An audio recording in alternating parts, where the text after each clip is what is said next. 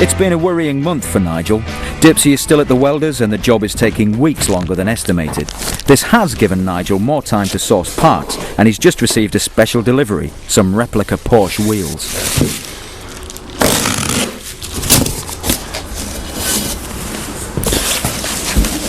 Well, this is it. It's the wheel that caused all the problems. These are a Porsche 911 replica wheel, but none of the companies in the UK or even mainland Europe had any in stock, and they were all quoting 2 to 3 month delivery. Ended up having to come all the way from Japan, and ended up in certain ways being an easier purchase than some of the stuff I've bought from the UK. Certainly came quicker than some of the orders, and the whole thing from the start of the ordering process, you know, making the initial inquiry to them actually arriving, took about a week and a half. Finding reliable dealers and manufacturers is crucial if Nigel is to complete the project on time and within budget. I've sourced bits from all over the UK, be it from private sellers, bits from Japan, and bits from numerous suppliers in the States. Nigel is also using the web to keep his club and other VW buffs informed of his progress. This is one of the last things I've got from Charlie's. You can see the front's been taken completely off. He doesn't hang about. He's got the new front clip waiting to go on. Along with the majority of the rest of the body panels, the front clip's one of the few things I haven't sourced from the web. But other than that, it's been a hugely valuable tool. Making Dipsey roadworthy has become a major headache for restorer Charlie Merritt. Hidden horrors and unforeseen delays has meant the job has already exceeded his original 3-week estimate. You've got a bit of wood to burn. Yeah. Quite a lot's been done since I was last here. Obviously, the complete front panel's been put on, which is quite a major one. The front wheel arches are tacked in place. Dipsey's battered side panels were in no shape to restore, so Nigel sourced handmade replacements from a specialist manufacturer. Basically 9 o'clock last night, I was leaving their unit with the very, very first pair to come off their production line.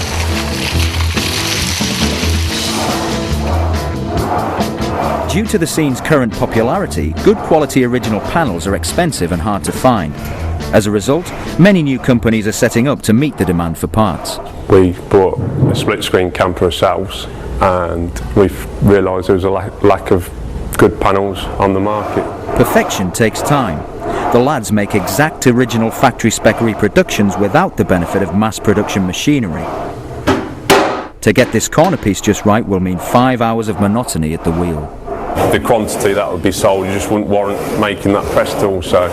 Handwork panels such as these don't come cheap, but they should fit perfectly and require minimal preparation before spraying. I don't know what drives people to spend all this money, to be honest, because, but then again, I mean, the vans are worth a lot of money now once they're restored, so.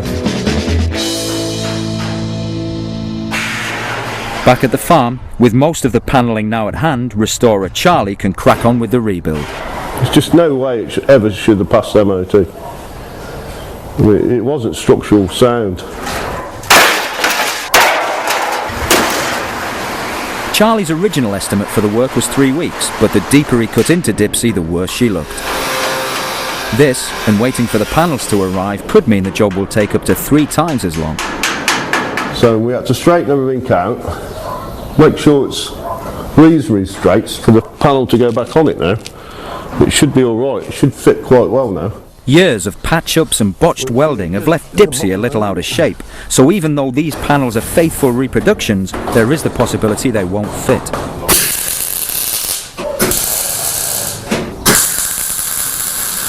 This is a good panel.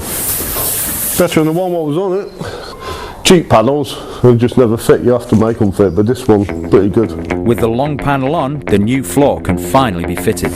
Right.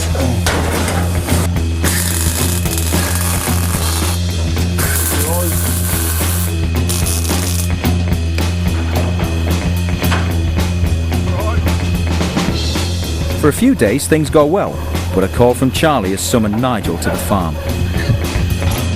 Strangely, despite being exact copies of the factory originals, the corner pieces just don't seem to fit. It just sits a little bit too low here. Double checking on a similar model under Charlie's restoration suggests the problem isn't the panel. It's not had a lot of work done to that one, but this one's had metal welded in everywhere, so it moves, metal moves. Steve's is a 67, but I don't think that should be any different. I just don't know myself until we actually put a saw on it and saw the panel. But I didn't want to do it until I'd seen him, so I didn't want him crying over his new panel.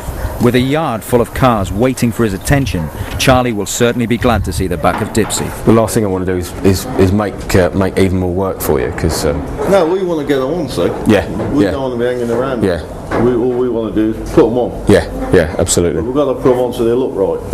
yeah. Craig, get the disc cutter out.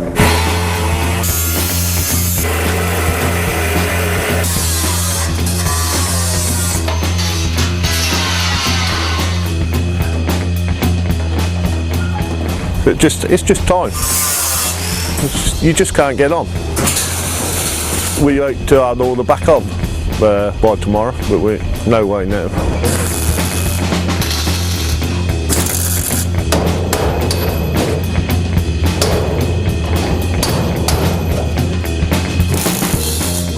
With the sheer scale of reworking needed, transforming Dipsy into a perfect example of the vehicle was impossible on Nigel's budget.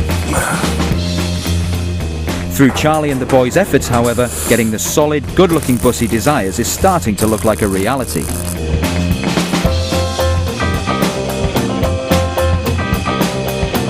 For most campervan owners, the interior is just as important as the exterior. Originally, these buses left the factory empty or with rows of bench seating. The deluxe ones were used for transporting people from the airports to hotels. So it's a bit of luxury. In the 50s, companies such as Westphalia in Germany and Devon in the UK began producing camping interiors. These are still commonplace in most buses, but with all that space available, some owners prefer to get a bit creative. I paid £400 for it when I bought it. I wanted it so it had all storage underneath the seats, and I just made it day by day. Literally, I didn't design it. I probably spent about £5,500 on it. My wife said it's more, but I think it's about £5,500. But it was money well spent. Kevin's Bay is now worth around 15 grand.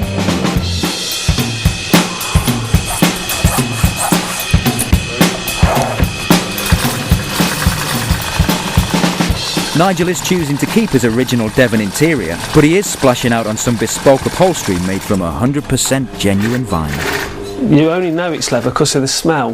You're talking £200 a hide or £20 a metre in vinyl, you know, but people say, well, I want leather just across the front. Some people don't even realise leather comes off cows, if you believe it or not.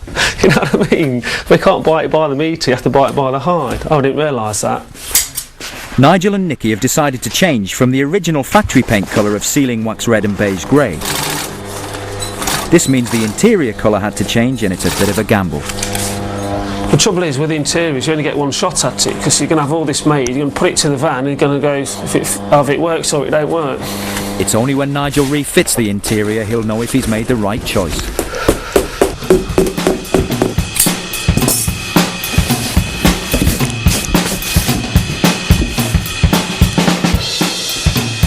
This pile here is the vast majority of the original interior that all needs sanding down, stripping back, varnishing. It's not that big a priority, but we've reached the point now where we're waiting for the bus to come back from the welders. Originally, obviously, I was planning on doing as much of the welding as I could myself. I was originally planning on painting it myself, but as it came out of the dippers, and it was all a lot worse than we thought, and it turned very much into a project management job. That project management has paid off in that I've got boxes of stuff behind me just waiting for the van. So now it's a perfect time to crack on with getting the interior sorted.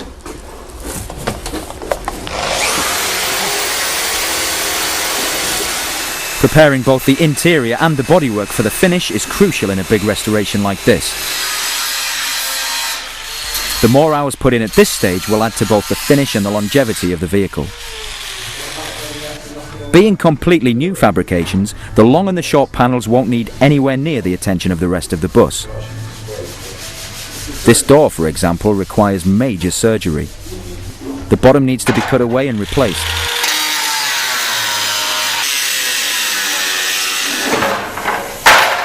Nigel's budget couldn't stretch to finding a full original replacement, but he has managed to get hold of a rust-free bottom half,